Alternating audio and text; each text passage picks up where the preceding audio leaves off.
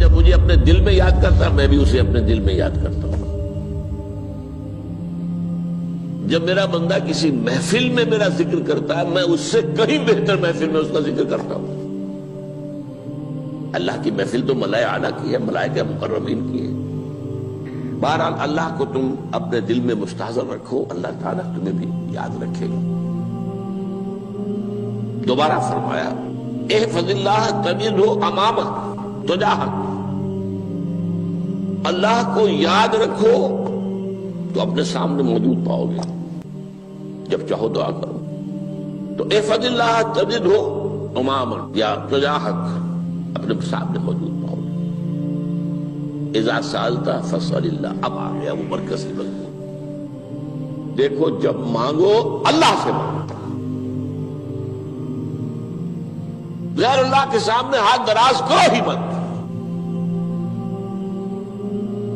ایک حدیث میں آتا یعنی حرام نہیں ہے، دنیاوی قواعد اصول قوانین کے تحت کسی سے مدد چاہنا، کوئی سوال کرنا حرام نہیں ہے. آپ سوال کریں، مدد لیں، اسی پر دنیا قائم ہے، ایک دوسرے کے ساتھ تعاون کے ساتھ. لیکن اونچا مقام کیا ہے؟ کسی سے سوال مت کرو سوائے اللہ. یہاں تک کہ جوتے باندھنے کا تسمہ تمہیں درکار ہے تو بھی کسی سے مت مانگو، اللہ سے مانگو. کیا پتہ اللہ کس کے دل میں ڈال دے اور وہ آ کے تمہیں تسمہ پیش کر دے. ہوتا ہے ایسا، مسافات ہوتا ہے. جو اللہ کے ساتھ لو لگا کر رکھنے والے ہیں ان کے تو ایسے واقعات ہوتے ہیں کہ دل میں ایک بات آئی اور اس کے بعد وہی بات جو ہے وہ کوئی شخص آ گیا اور اس نے وہ بات پوری کر دی. کیونکہ لوگوں کے دل جو ہے وہ تو اللہ کے دو انگلیوں کے مابین جو چاہتا پھیر دیتا. کیا پتہ اللہ کسی فرشتے کو انسانی شکل میں بھیج دے. آتا ہے فرشتہ، آتا ہے انسانی شکل میں آتا ہے، آپ کی تکلیف کو رفع کر دے، آپ کی ضرورت کو پورا کر دے. اسی سے مانگو، کسی اور سے مانگو. یہ ہے توحید کا لب لباب. یوں سمجھیے اسلام کی جڑ کیا ہے؟ ایمان. اسلام کا جو خارجی نظام عمل ہے، انفرادی اعمال ہو اجتماعی ہو، ان سب کی روح رواں کیا ہے؟ ایمان. ٹھیک، ایک بات ہو گئی. ایمان کا خلاصہ لب لباب کیا ہے؟ ایمان باللہ. جیسے ایمان بالآخرہ بھی ہے، ایمان بالملائکہ ہے، ایمان بالانبیاء ہے، ایمان بالرسل ہے، ایمان بالکتب ہے، ایمان بالقلب ہے. لیکن اصل ایمان، اسی لیے ایمان مجمل میں آپ کو معلوم ہے کسی اور چیز کا ذکر نہیں. آمنت باللہ کما ہوا باسمائہ وصفاتہ وقبلت جمیع احکامہ اقرار باللسان وتصدیق بالقلب. یہ ایمان مجمل ہے. اجمالی طور پر ایمان اس کا نام ہے. ہاں مفصل تفصیلی طور پر آمنت باللہ وملائکتہ وکتبہ ورسلہ والیوم الآخر والقدر خیرہ وشرہ من اللہ تعالی. تو اسلام کی جڑ ایمان، اور اسلام کا سارا جو نظام عمل ہے، چاہے انفرادی اعمال ہو چاہے اجتماعی، ان سب کی روح رواں ایمان. اور ایمان کا خلاصہ ایمان باللہ. اور ایمان باللہ کا اصل حاصل وہ ہے جو اس حدیث میں آ رہا. اس کے دو ہیں تقاضے. عبادت صرف اسی کی، استعانت صرف اسی سے. اس لیے میں نے سورہ فاتحہ کا تذکرہ شروع میں کیا.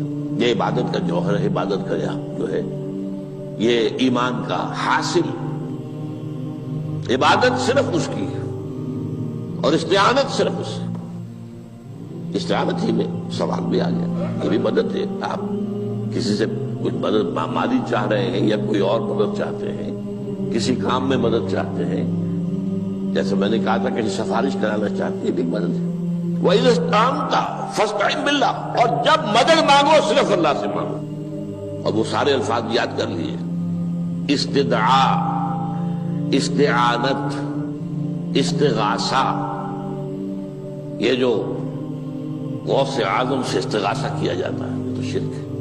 استغاثہ اللہ سے، دعائی اللہ کی. اس اعتبار سے استمداد، استعانت، استدعاء، استغاثہ یہ سب اللہ سے، صرف اللہ سے. عبادت صرف اللہ، ایاک نعبد، اور استعانت صرف اللہ سے. مانگو صرف اللہ سے، جب مدد طلب کرو صرف اللہ سے، اور جان لو اگر تمام لوگ جمع ہو کر تمہیں کوئی فائدہ پہنچانا چاہے نہیں پہنچا سکتے، الا بشیء قد کتب اللہ لک وان اجتمعوا علی ان یضروک بشیء لم یضروک الا بشیء قد کتب اللہ علیک، اگر سب مل کر چاہے تمہیں کوئی نقصان پہنچا دے نہیں پہنچا سکتے مگر وہی کچھ جو اللہ نے تمہارے لیے لکھ دیا۔ اب بتائیے خوف کی جڑ کٹ جائے گی کہ نہیں؟ یہ جو ایمان جو ہے یہ خوف اور حزن دونوں سے نجات دلانے والی بات ہے۔ جو حقیقی مومن ہے وہ اللہ کا ولی ہے، حقیقی مومن وہ اللہ کا ولی ہے، اور الا ان اولیاء اللہ لا خوف علیہم ولا هم يحزنون۔ یہ اولیاء اللہ کو علیحدہ مخلوق نہیں ہے، کوئی ان کے سر پہ سینگ نہیں ہوتے، انسان ہی ہوتے ہیں، لیکن حقیقی معنی میں مومن ان اعتبارات سے جو آج ہم پڑھ رہے ہیں، ایمان اس درجے کا پہنچ گیا تو اللہ کا ولی ہے۔ اور لوگ کے لیے خوف کس بات کا ہوگا؟ کس سے خوف کروں؟ اس کے ہاتھ میں کچھ ہے ہی نہیں، اور اگر کچھ اللہ نے میرے لیے لکھ دیا وہ آ کر رہے گا، چاہے میں لاکھ گڑ گڑاؤں اور اس کے سامنے کہ مجھے چھوڑ دے، اگر اللہ نے لکھا وہ آیا وہ تو آئے گا، تو کاہے کو اس کے سامنے گڑ گڑانا، کاہے کو جمبسائی کرنا اس کے سامنے، اور کسی کے ہاتھ میں کچھ ہے ہی نہیں، میرا خیر ہے ہی نہیں، کاہے کو خوشامد کرو اس کی۔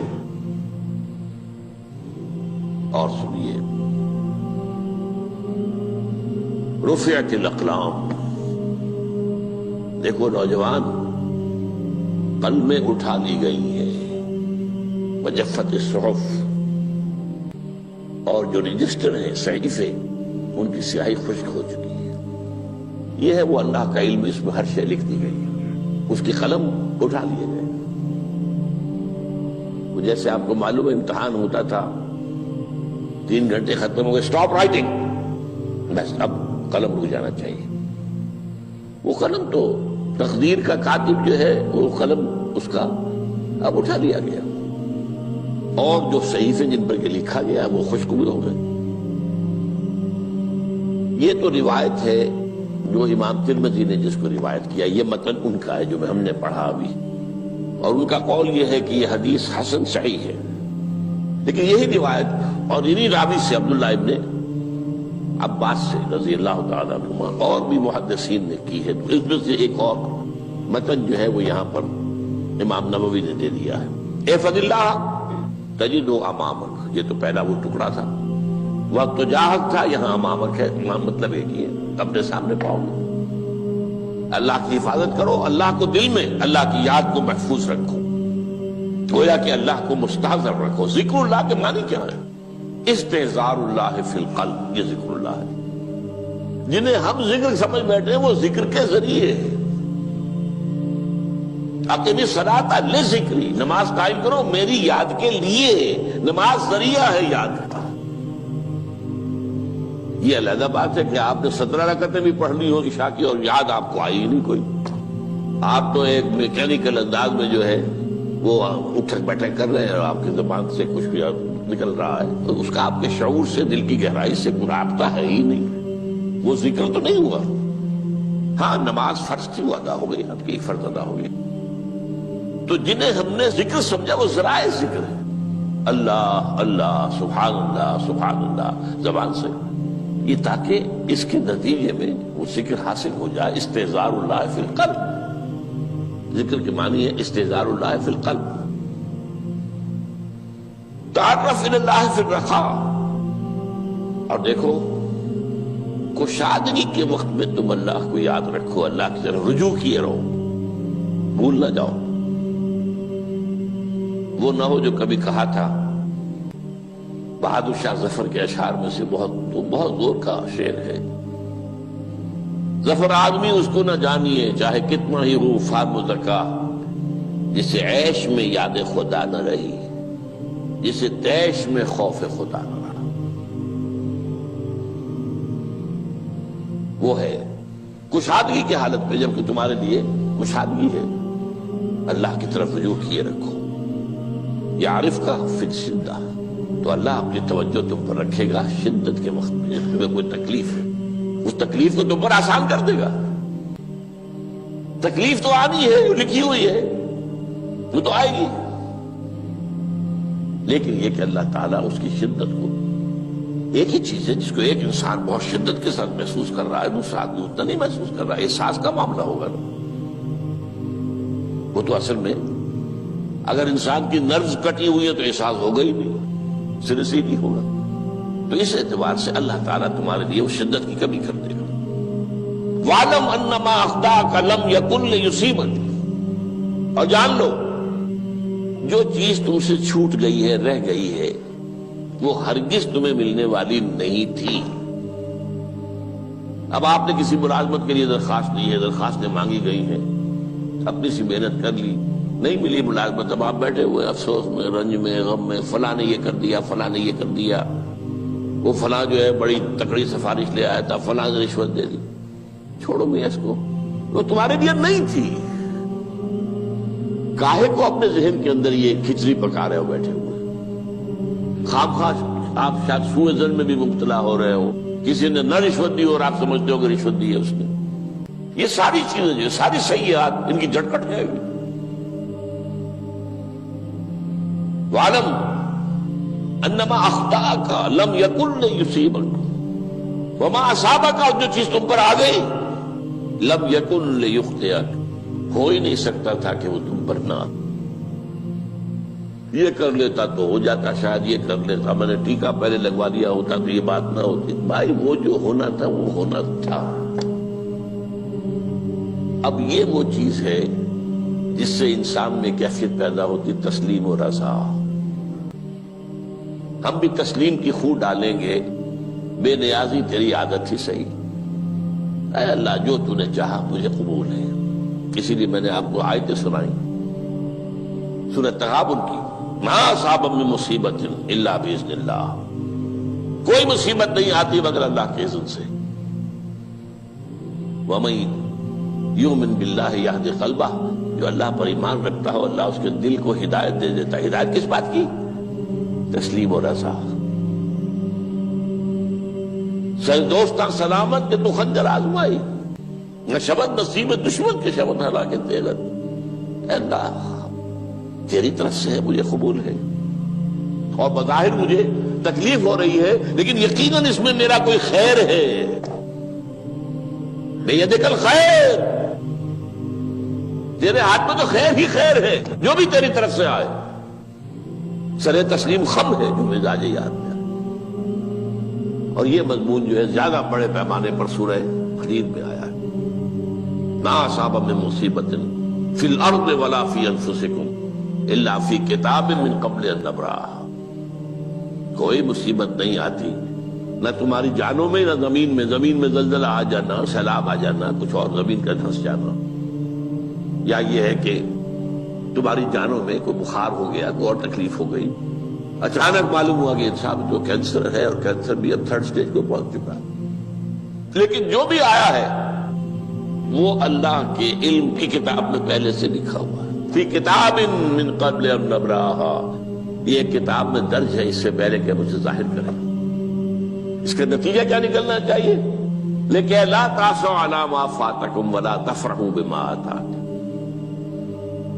افسوس نہ کیا کرو جو تم سے جاتا رہے، چھوٹ جائے، کوئی عزیز فوت ہو گیا، کوئی موقع ہاتھ سے نکل گیا، ارے بھائی میں چوک گیا، بڑا موقع تھا، اب اس پر افسوس کر رہے ہیں۔ نہیں، جو چیز لیکن لا تأسوا علی ما فاتک ولا تفرحوا بما آتاک، جو اللہ تمہیں دے دے اس پر اتراؤ مت۔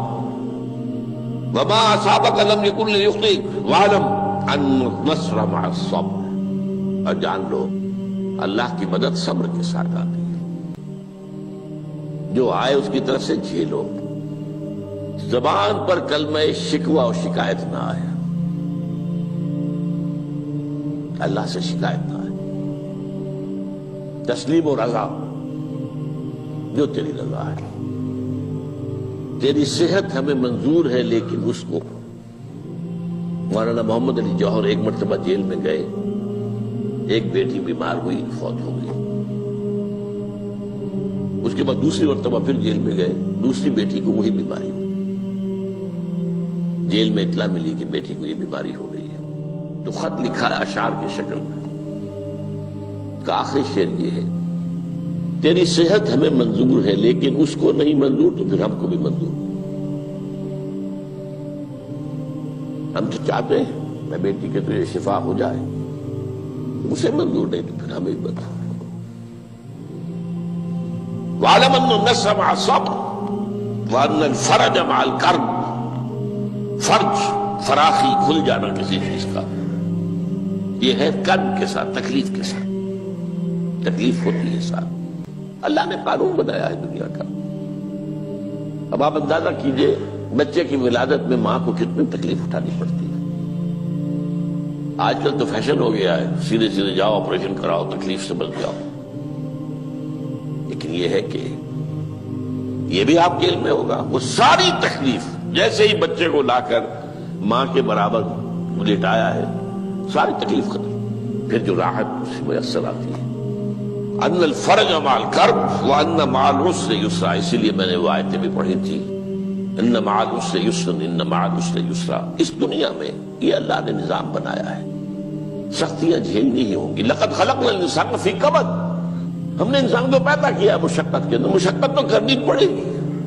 کسی کی جسمانی مشقت زیادہ، کسی کی ذہنی مشقت زیادہ، مشقت سے چارہ کسی کو نہیں۔ تو یہ ہے ان مع العسر یسرا، ان مع العسر یسرا۔ بارک اللہ لی ولکم فی القرآن العظیم ونفعنی وإیاکم بالآیات